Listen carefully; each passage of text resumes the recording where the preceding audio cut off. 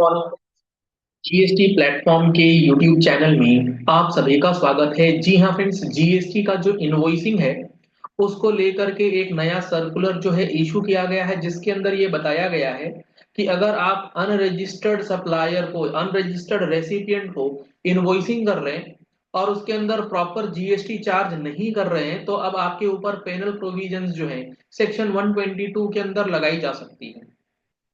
तो यहाँ पर जो ये जीएसटी के अंदर इनवॉइसिंग का क्लैरिफिकेशन है, बेसिकली एक इंपॉर्टेंट और एक नया चेंज जो है।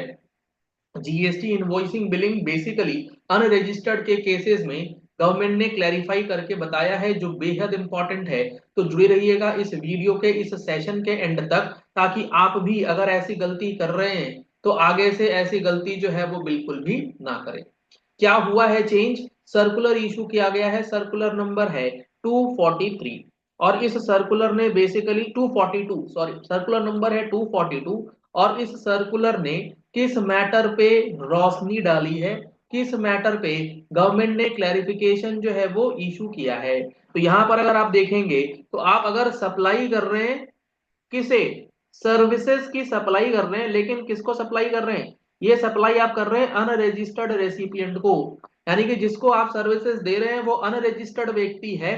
तो आपके लिए ये नया प्रोविजन जो है वो बताया गया। बेसिकली ये क्लैरिफिकेशन के माध्यम से गवर्नमेंट ये कहना चाह रही है कि भाई तुम जो टैक्स इनवॉइस बनाते हो, तुम्हारे टैक्स इनवॉइस की गलती की वजह से बहुत ज्यादा नुकसान जो है वो हो रहा है। तो अब इसका ना एक एग्जांपल लेते हैं और एग्जांपल से समझते हैं कि गवर्नमेंट कहना क्या चाहती है।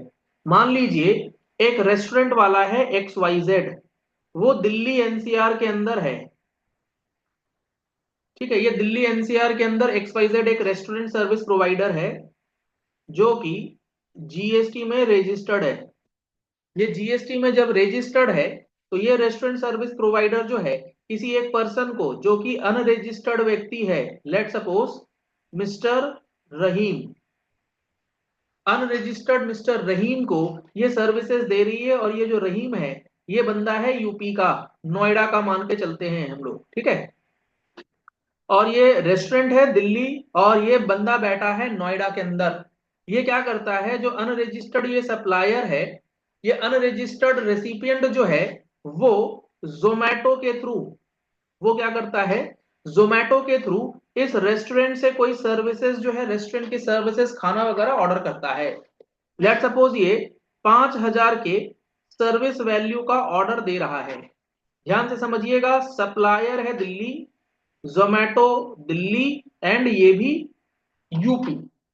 अब हो क्या रहा है, जब ये टैक्स इनवॉइस बनाया जाता है, जो टैक्स इनवॉइस बनाया जाता है रेस्टोरेंट के द्वारा, जब ये अनरजिस्टर्ड रेसिपिएंट को बेच रहा है, तो वो क्या करता है, वो टैक्स इनवॉइस बनाते समय टैक्सेबल वैल्यू दिखाता है 5,000।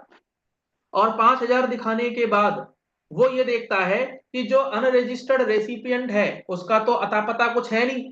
तो वो क्या करता है, जीएसटी जो चार्ज करता है वो सी और एस लगा देता है इनवॉइस पर, ये मानते हुए कि चूंकि अनरजिस्टर्ड रेसिपिएंट है, तो जो प्लेस ऑफ सप्लाई है वो लोकेशन ऑफ सप्लायर ही मान लिया जाएगा। तो यहां पर सी और एस लगा करके वो जीएसटी 18% या 5% जिस भी केस में है, वो अकॉर्डिंगली सीजीएसटी और एसजीएसटी में बट जाया करता है। तो गवर्नमेंट ने कहा भैया ये जो बिलिंग कर रहे हो ये तुम गलत बिलिंग कर रहे हो, बिलिंग इस तरीके से नहीं होगी। अगर तुम ऐसा बिलिंग करते रहोगे तो हम तुम्हें 122 के अंदर पेनलाइज कर सकते हैं। बेसिकली गवर्नमेंट ये कहना चाहती है कि ऑनलाइन सर्विसेज जो होती हैं, ई कॉमर्स ऑपरेटर्स के थ्रू जो आप सर्विसेज दे रहे हैं अनरजिस्टर्ड रेसिपिएंट के लिए, तो गवर्नमेंट ने एक रूल बना रखा है, रूल 46 क्लॉज एफ। और उस रूल के अंदर एक प्रोवाइजो दे रखा है गवर्नमेंट ने। और प्रोवाइजो के अंदर ये बता रखा है कि अगर आप ऑनलाइन सर्विसेज प्रोवाइड करते हैं, ई कॉमर्स ऑपरेटर के थ्रू सर्विसेज प्रोवाइड करते हैं, तो आपके लिए क्या मैंडेटरी रिक्वायरमेंट है, आपको अपनी व्यवस्था करनी होगी। किस चीज की? आपको व्यवस्था ये करनी होगी कि अगर आप ऑनलाइन जा रहे हैं, अनरजिस्टर्ड रेसिपिएंट को सर्विसेज दे रहे हैं, तो वो जो अनरजिस्टर्ड व्यक्ति है उसका स्टेट का नाम क्या है, वो आपको मेंटेन करना है, वो आपको कलेक्ट करना है। कैसे करना है वो आपको देखना है। तो बेसिकली इस केस में गवर्नमेंट ये कहना चाह रही है, ये जो रेस्टोरेंट वाला है वो ये नहीं कह सकता वो अनरजिस्टर्ड व्यक्ति है, तो हमें कैसे पता लगेगा कौन सा स्टेट है।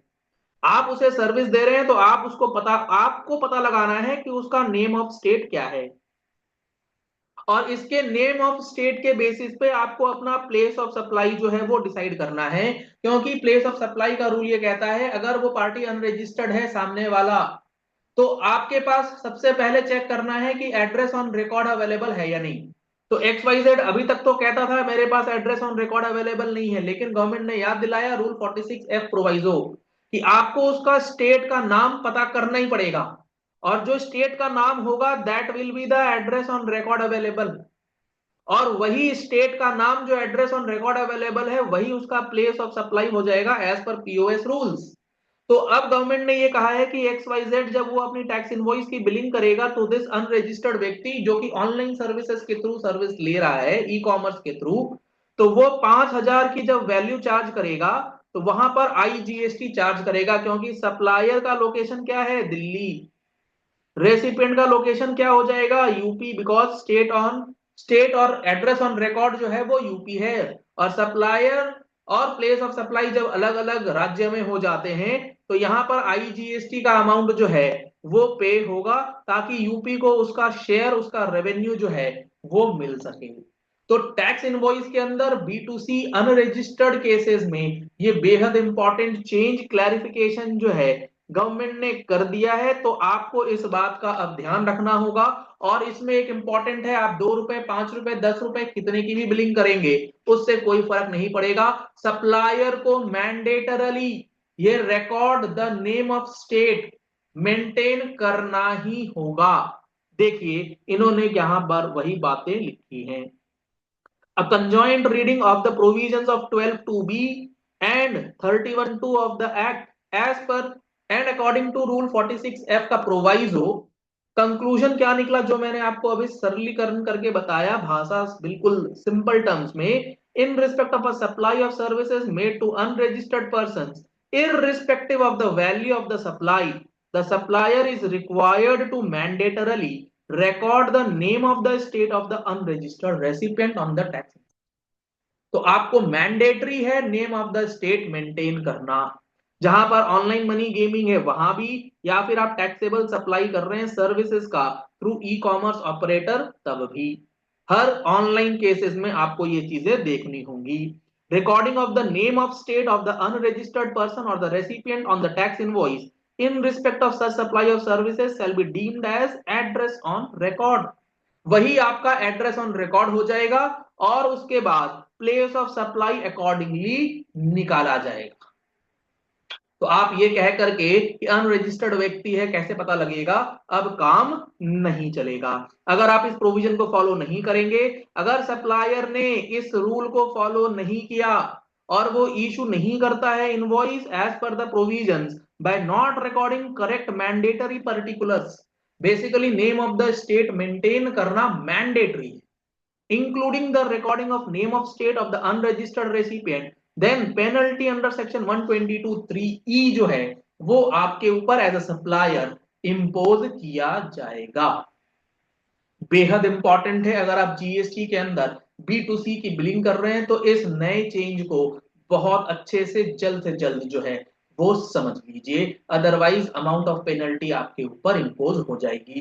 चलिए इस वीडियो के यही एंड करते हैं, आशा करते हैं आपको ये बात बहुत अच्छे से और गहराई से समझ में आ गई होगी। अगर आप पहली बार आए हैं हमारे YouTube चैनल पर तो आप हमारे चैनल को फॉलो कर सकते हैं, सब्सक्राइब कर सकते हैं, नोटिफिकेशन बेल दबाना बिल्कुल मत भूलिएगा ऐसे ही इंपॉर्टेंट वीडियोस के लिए। GST का एक एक रूल, एक एक सेक्शन डिटेल में अगर आप समझना चाहते हैं तो आप हमारा GST का फुल कोर्स जो 18 जनवरी 2025 से स्टार्ट होने जा रहा है उसको एनरोल करा सकते हैं। एनरोलमेंट के लिए आप हमारी मोबाइल एप्लीकेशन को डाउनलोड कर सकते हैं, लिंक आपको वीडियो डिस्क्रिप्शन बॉक्स में दिया गया है। कॉन्टैक्ट नंबर्स आपको स्क्रीन पर दिए गए हैं, उन नंबर्स पे कॉल करके व्हाट्सएप करके भी आप जानकारी ले सकते हैं। Thank you and have a nice day.